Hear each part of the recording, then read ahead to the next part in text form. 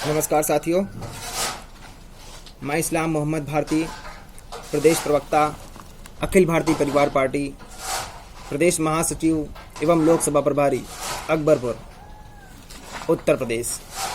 साथियों, जैसा कि आप सभी को पता है कि भारत सरकार ने 20 लाख करोड़ रुपए का राहत पैकेज की घोषणा की है। तो ये बहुत ही अच्छा, मेरे हिसाब से ये बहुत ही अच्छी पहल है, बहुत अच्छी घोषणा है। लेकिन मित्रों, क्या ये सही रूप से लागू हो पाएगी या लागू हो पा रही है? जिनके लिए घोषणा की गई है वहाँ तक वो राहत पैकेज पहुँच पा रही है? ये हमें विचार करना होगा।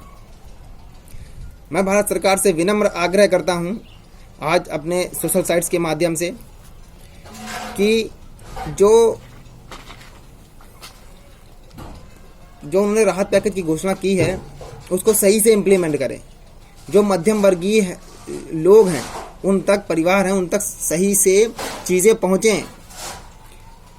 सबसे पहले मैं उसमें से आपको बताना चाहता हूँ कि अगर जो 20 लाख करोड़ और जो 20 लाख करोड़ रुपए है, उनमें से सिर्फ 1 लाख करोड़ रुपए अगर निकाल दिया जाए तो जितनी भी ईएमआई हैं 3 महीने तक या 1 साल तक ईएमआई को 3 महीने तक ईएमआई माफ़ कर दी जाए।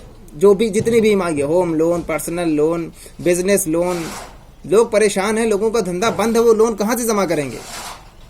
अगर उसमें से 1 लाख करोड़ रुपए किसी भी मद से हटाकर इसमें लगा दिया जाए तो ये सीधी राहत होगी मध्यम वर्गीय परिवार को। ये आप जैसे लोगों को राहत मिलेगी, जिसके लिए ये घोषणाएं की गई हैं। लेकिन क्या हो रहा है? बंदर बांट मची हुई है। लोग कागजों पे पैसा बांटा जा रहा है। कितने करोड़पति लोग अरबपति हो जाएंगे।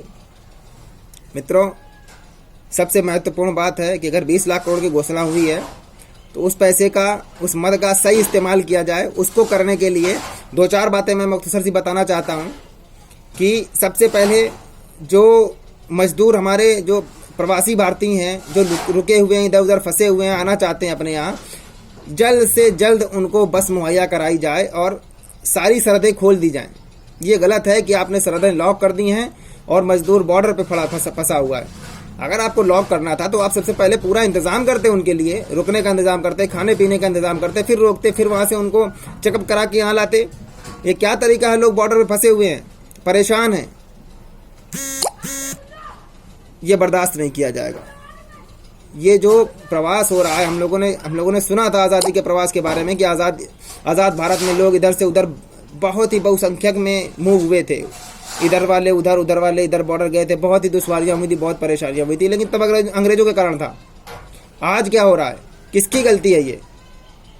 क्या भारत सरकार बसें तक मुहैया नहीं करा सकती है लोगों को घर जाने के लिए? जबकि क्या संसाधनों की कमी है, बसों की कमी है हमारे पास। स्कूलों की बसें, प्राइवेट स्कूलों में इतनी बसें होती हैं, उनको इस्तेमाल कर लिया जाए।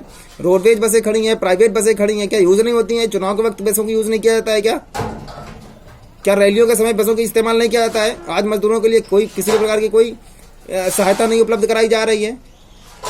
गाजियाबाद प्रशासन ने कल 18 मई को बोला कि रामलीला मैदान में आप लोग आइए, मजदूरों का हम पास बनाएंगे, उनको स्पेशल ट्रेन से घर भेजा जाएगा।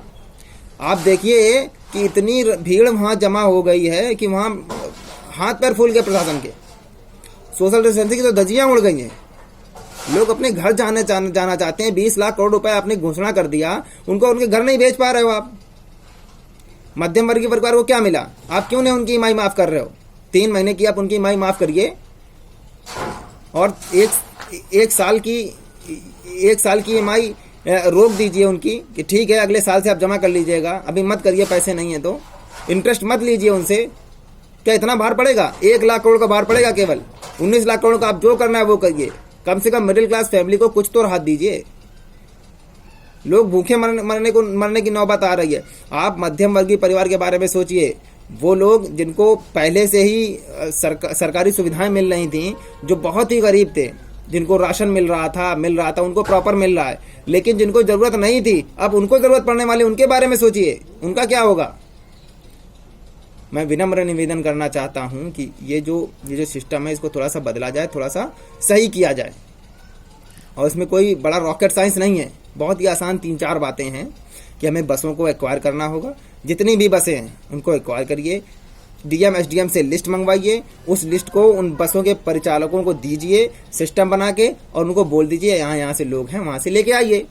कितना मुश्किल काम है।